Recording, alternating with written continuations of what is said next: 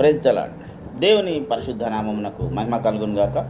మరొక ఉదయకాలంలో ఈ కిరణ్ కన్సన్ దేవుని మాట అనే ఆధ్యాత్మిక వాక్య ధ్యాన కార్యక్రమానికి మిమ్మల్ని అందరినీ ప్రేమపూర్వకంగా ఆహ్వానిస్తున్నాము. ఈ దినపు వర్తమానమునకు మూలవాక్యంగా జకర్యా ప్రవచన గ్రంథం 3వ అధ్యాయము 2వ వచనము చివరి భాగము చదువుకుందాం.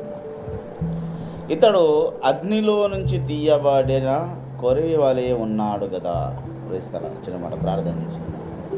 సర్వాధికారమైన మా ప్రియ పరలోకపు తండ్రి యేసురాజా, నీకు వందనాలు. చదవబడిన వాక్య భాగమును బట్టి నీకు వందనాలు నాయన. విన వాక్యమును విరిచి వడ్డించండి, నీ కృపలో భద్రపరచండి. వినగలిగిన చెవులను, గ్రహించగలిగిన మనసునివ్వండి.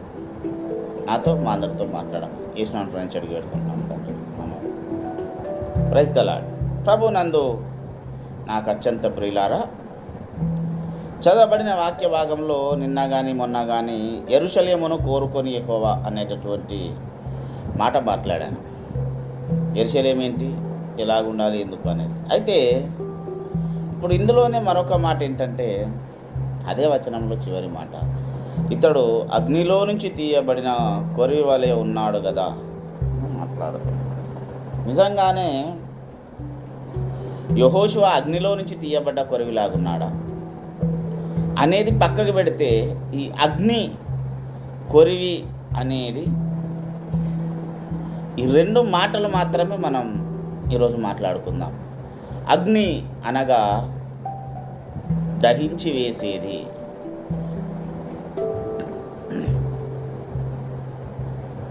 దేవుడు అగ్ని అయి ఉన్నాడు అని కూడా ఉంది. మన దేవుడు అగ్ని, పరిశుద్ధాత్మ అగ్ని, మండుచున్న అగ్ని. ఈ అగ్నిలో నుంచే చాలా చాలా గొప్ప గొప్ప వారిని దేవుడు దర్శించాడు. అగ్నితోటి ఎన్నో అద్భుతాలు, ఎన్నో విజయాలను దేవుడు తన శిష్యులైన వారికి అందించాడు. అది మోషే కావచ్చు, ఏలియా కావచ్చు, ఎవరైనా కావచ్చు, ఇంకా చాలా సందర్భాలు. అయితే అగ్నిలో నుంచి తీయబడ్డ కొరివి అన్నాడు. అగ్నికి ఉండే ఒక ముఖ్యమైన గుణం చెప్తాను. ఏంటంటే, అగ్నిలోకి ఏది వెళ్ళినా తన స్వారూప్యంలోనికి, తనలోనికి ఐక్యము చేసుకోగలిగినటువంటి శక్తి గలది. ఒక ఉదాహరణకు, ఒక బ్లూ కలర్ ఫ్యాల్తిన్ కవర్ని తీసుకొని పెడితే 1 నిమిషం బ్లూ కలర్ కనపడుతుంది, తర్వాత అది కనబడదు. ఇంకా అంటే లేకుండా దాని స్వారూప్యాన్ని కనబడకుండా చేయగలిగినటువంటి తత్వం. ఆ అగ్నిలో నుంచి, అంటే దేనినైనా తనలో ఐక్యము చేసుకొని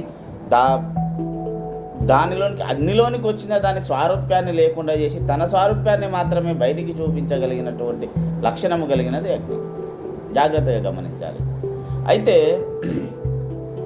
యెహోషువ ఎలాగున్నాడని చెప్పింది, అగ్నిలో నుంచి తీయబడ్డ కొరివిలాగున్నాడట. కొరవి అంటే మన ప్రాంతంలో కొర్రాయి అంటాం, కొంతమంది కొరకాసు అంటారు. అంటే మండుతున్నటువంటి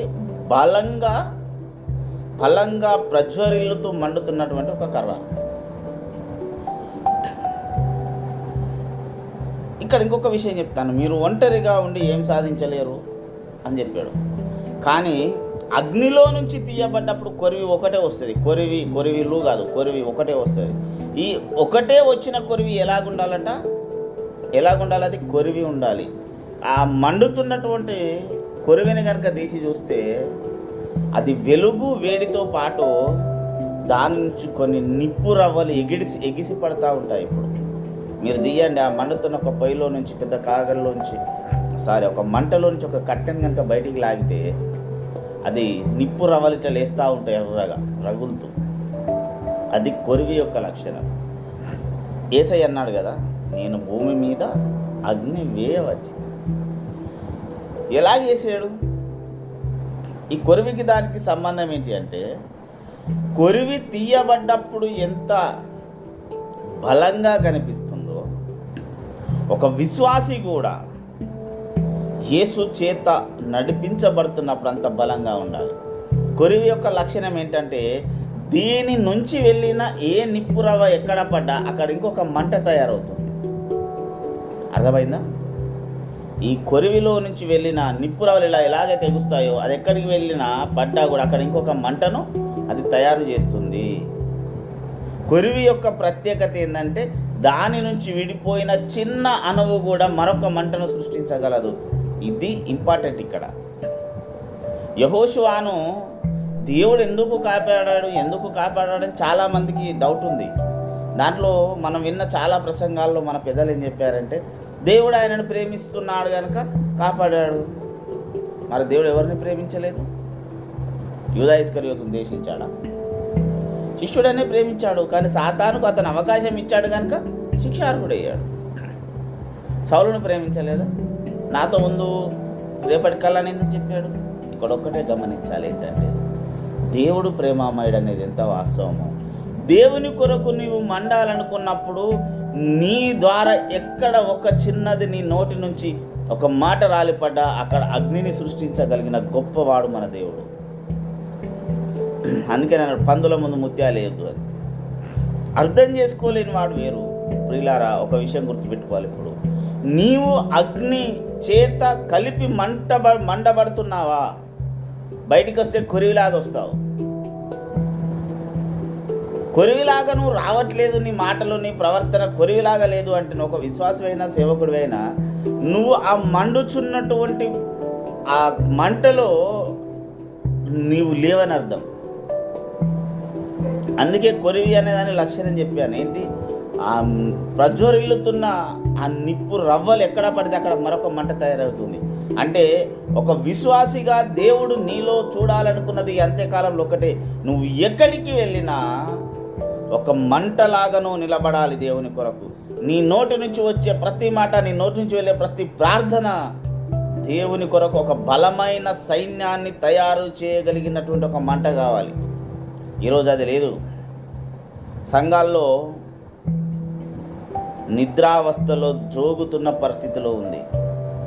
లోకాశలు, లోక ప్రేమలు, ధనాశ, వ్యక్తిగత అలంకరణ చాలా ఉన్నాయి. ఇవన్నీ తప్పు కాదు. డబ్బు ఉండడం తప్పు కాదు, వ్యక్తిగతంగా మంచిగా ఉండడం తప్పు కాదు, మంచి బట్టలు వేసుకోవడం, ఖరీదైన కారులో తిరగడం, బైక్లో తప్పే కాదు. 100% ఉండాలి. ఎందుకంటే మనం ఎవరి ముంగట చిన్నగా తక్కువ కనకూడదు. ఎందుకంటే సర్వలోకమునకు అధిపతి అయినటువంటి గొప్ప రాజుకు పిల్లలం మనం. అలాగనే ఉండాలి.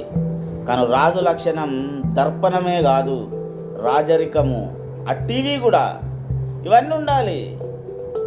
ఇప్పుడున్నది దర్పణాన్ని కోరుకుంటున్నటువంటి వాళ్ళు. రాజు యొక్క టీవీ కనబడట్లేదు. రాజు యొక్క టీవీ అనే గంభీరంగా గుర్రవికిపోవడమే కాదు, ఆ రాజును చూచినప్పుడు గడగడ వనకగలిగినటువంటి శత్రుశేషం ఉంటుంది. అది శత్రుశేషం అనేది లేకుండా ఉండాలి. నీ శత్రువు నిన్ను చూచినప్పుడు తల దించుకొని వెళ్ళే స్థాయిలో ఈరోజు విశ్వాసి ఉండాలి అన్నదే యేసు ప్రభుల వారి ప్రగాఢ కోరిక. ఆది సంఘము మొదటి శతాబ్దంలో సంఘం ఎలాగ మండుతుందో ఈ కాలంలో సంఘం అలాగ మండవలసిన ఆవశ్యకత ఖచ్చితంగా ఉన్నది ప్రియులారా. అందుకే నీవు ఒక కొరివి కావాలి, ఒక కొరివిగా తయారు కావాలి. కొరివిని పట్టుకోవడానికి ప్రతి ఒక్కడు భయపడతాడు. ఎందుకో తెలుసా? మండుతున్న కొరివిని తీయాలంటే నిజంగానే భయపడతాడు. ట్రై చేసి చూడండి. ఎందుకో తెలుసా? అది తీస్తున్నప్పుడు ఆ నిప్పు రావాలు వచ్చి ఎక్కడ మీద పడతాయో అని. ఈరోజు దేవుడు అడుగుతున్న యేసు ప్రభు అనుచరుడు అలాగుండాలి. చాలామంది మేము క్రైస్తవం అనే ఒక మతాన్ని పులుముకొని బతుకుతున్నారు. క్రైస్తవ్యం మతం కాదు నాయన. ఈ మార్గము, యేసుని నిస్వార్థంగా వెంబడించే ఈ మార్గము.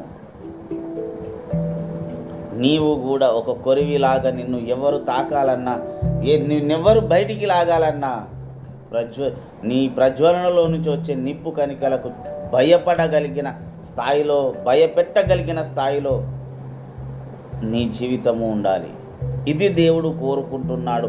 ఈ అంత్యకాలంలో ఎంతకాలం చచ్చుబడిపోయి ఉంటాం. యోనాను పోయి నిద్రపోతా అన్నట్టు ఈరోజు సంఘాన్ని పిలుస్తున్నాడు. నా సాంగ్ ఉంటుంది ఒకటి, యోనాకు సంబంధించిన ఒక సాంగ్ రాశాను, పాడాము. 2-3 రోజుల్లో అది రిలీజ్ అవుతుంది. ప్రియులారా, ఒకటే దేవుడు కోరుకుంటున్నాడు. అగ్నిలో నుంచి తీయబడ్డ కొరివిలాగా విశ్వాసి ఉండాలి. దాన్ని చూసి భయపడాలి. ఈరోజు సమాజాన్ని చూసి నువ్వు భయపడుతున్నావా? నిన్ను చూసి సమాజం భయపడుతుందా? చాలామంది అన్నారు, మా దేవుడు ఒక్క చెంప కొడితే రెండో చెంపకు చూపించమన్నాడు. ఏం పని పాట ఏం లేదా? ఎందుకన్నాడు రా నాయన? ఆ సందర్భం ఏంటో చూసి మాట్లాడండి. పక్కోడు వచ్చి అన్యాయంగా చంపేస్తూ ఉంటే రెండో చెంప చూపించమన్నాడు. ఏం పని లేదా? వాడు మూర్ఖుడు చంపుకుంటూ పోతాడు. ఆనికి కాదురా, జ్ఞానం బుర్ర ఉండాలి. యేసు ప్రభు మెదడిచ్చాడు. దాన్ని అడ్డమైన దానికి కాకుండా దేవుని ఘనత కొరకు వాడాలి. ఈరోజు క్రైస్తవుడు యేసు మార్గంలో ఉన్నవాడు, యేసు మతంలో ఉన్నవాడు కాదు.